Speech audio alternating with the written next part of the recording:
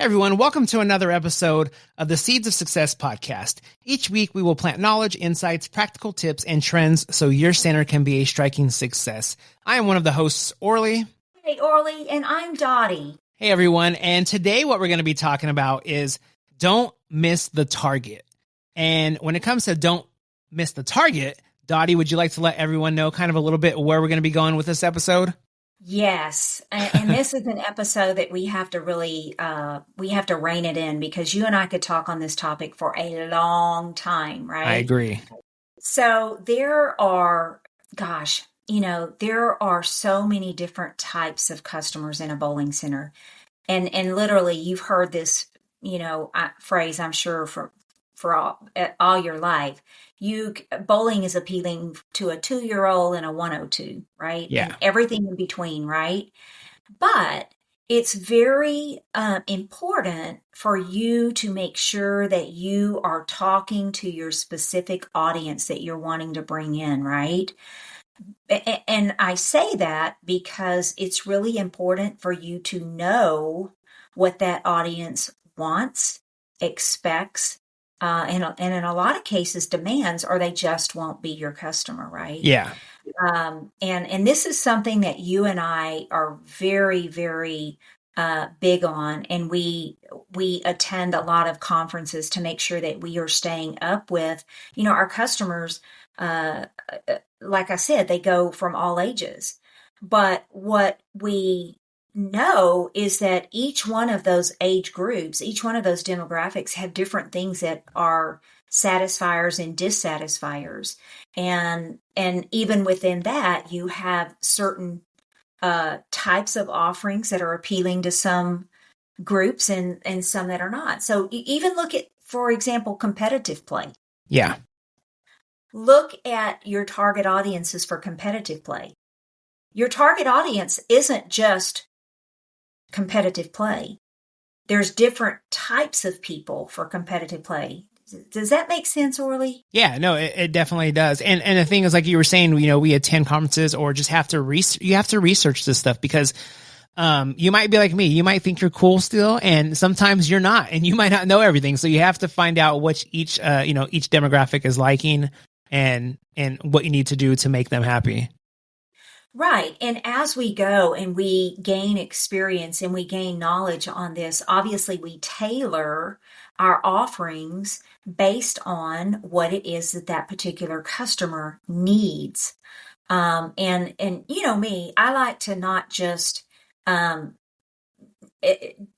satisfy that customer's needs, but I like to blow them away. I like to exceed them. I like for them to walk away going, wow, that's a lot more than I expected. That was amazing. And we do a great job knowing what our existing customers are, our older customers, our established customers, because we've learned from their buying habits. We've learned from feedback from them. But one of the things that I think a lot of times we sort of skip is that younger customer, because whether we stop and think about it or not, that younger customer is tomorrow's customer. Mm-hmm. So we have to capture them. In order for them to be tomorrow's customer, we have to satisfy them today. And those younger customers, we're talking, and all of this sounds like Greek to, sometimes you've got your millennials, and that was a hot topic for a long time. Well, those people are getting older now, and now you've got millennials that are having kids, and those kids are the Alpha Gens and the Gen Zers, and now this new, Zalphas, there's all these little identifiers for all these different groups, right? But there's some very specific things that they want or desire or expect when it comes to having experiences. And it's very important that we have something for everybody, right? Not just the older customers, established customers. And let's go back just a minute to like competitive play, for example.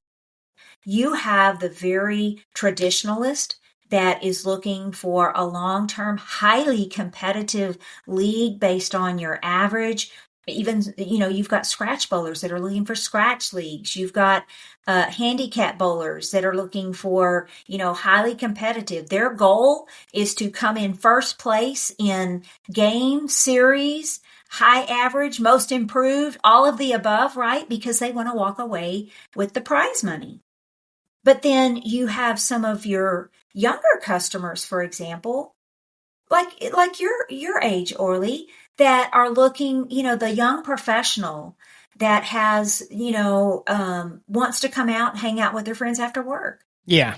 Food and I would drinks and say for bowling and, you, yeah, for you, it's more about the experience and being with your colleagues, right? yeah. Or your friends.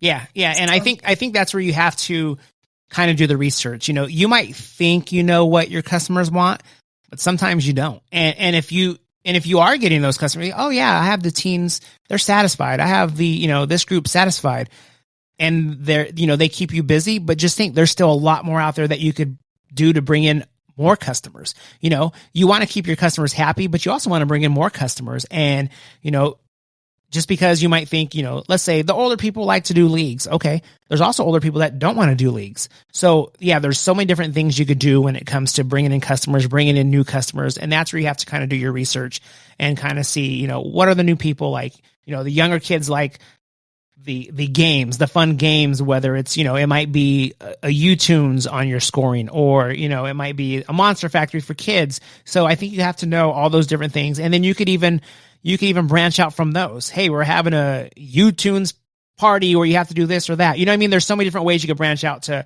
make all your customers happy.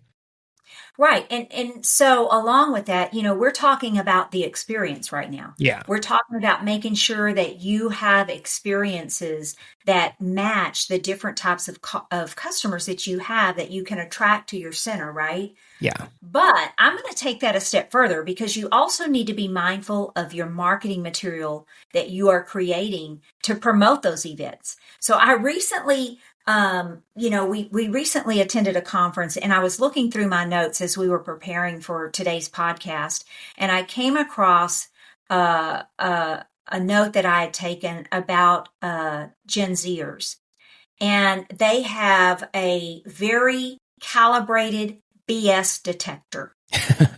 So and then I started reading on that topic, and that generation is looking for authenticity. If you are putting marketing material out there and you are glamorizing everything that you're doing, let me tell you, their BS detector is going to go off, and they're going to read right through that, and they're going to be turned off by that. They just want you to be authentic. They want you to tell it like it is. And if they feel like it's a sales pitch and it's being salesy, they're not going to buy into it. So not only do you have to be mindful of creating offerings that are appealing to your really wide range of customers that you can attract to your center, but then you also have to be mindful of what do they want in their marketing material.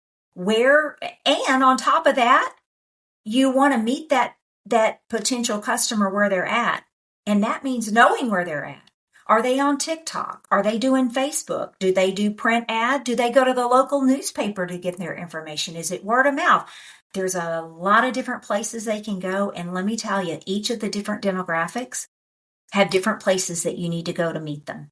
Yeah, and I think that's what you do when you're promoting that. So if you're going to promote a teen night, you might want to post it to your TikTok, or, don't get me wrong, you could post it to your Facebook, because there's teens that have Facebook, or their parents might see it and say, hey, there's an event going on here at this bowling center.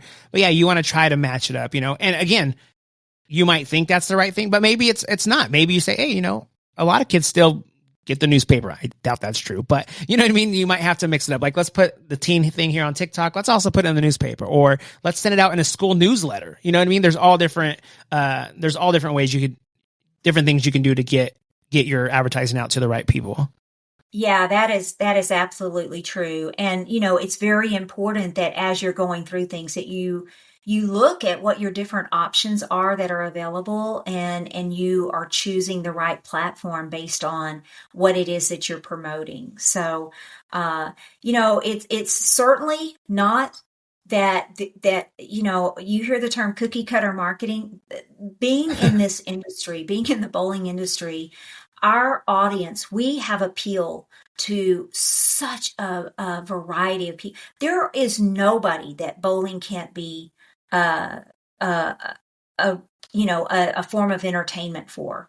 It doesn't matter any physical disability that you have, because anyone can bowl. Same thing. It doesn't matter if you're 2 years old or 102 years old. We are able to serve that customer. And as a result of that, it really makes it to where you have to be thoughtful in the offerings that you're providing, where you're going to promote those offerings, how you promote those offerings. And more so, you need to know what makes your customers tick. All those levels. So Yeah. it's mind-boggling at times. But for us, that's what really lights us up. And that's what really gets you and I excited, is being able to constantly stay up with what's trending and how we need to be speaking to customers, what language we need to be using, what platforms do we need to be on, and with what content do we need to be on that particular platform. And for us, that's what gets us up in the mornings. That's what gets us excited. That's what makes our podcasts run longer than we intend, right? Because we want to share what we know and what we've learned and what we've experienced with all of our listeners. And being in a bowling center, it gets hard. You're wearing so many different hats. And to be able to keep up with all of that from time to time is really a difficult task. So hence why we do Seeds of Success. Yeah. We want to simply drop you these little seeds, and you go, yep, that's right. I knew that, but it fell to the bottom of my list. So we want to get that back up. We want you to water that just a little bit and spend a little time putting a little fertilizer on it of your own. And then you get to reap the benefits. So, I think this was a really great episode today, Orly. Yeah. And I think it all goes back to just, knowing your target, and kind of just don't get stuck in the ways that you think you know what they want. Explore, even ask them, hey guys, we're thinking of doing a teen night or a senior morning. Would that be something you guys would be interested? They might say, no, I'd rather do this or that. So you can learn a lot from your customers too. So I think that's another good way to go about it, is ask them or mention some ideas you're going to do, and know your target. Yes, for sure. And listeners, we really encourage you to share these episodes with your staff members. You might just be surprised at some of the feedback that you get from your employees. They have ideas of their own, and especially when they have an idea and you act upon that idea, and you buy into that idea, that goes so far with that employee. It really makes him feel like you care. And it also helps you as a business to be able to find different things to help you grow. So we encourage you to share these podcasts, encourage your staff to subscribe. If you haven't subscribed, make sure you subscribe. And we are doing this because we care about you and we want to see your business be as successful as possible. So listeners, until next time, thank you for tuning in. Please share us with your staff and keep doing what you do best, and that's making bowling amazing.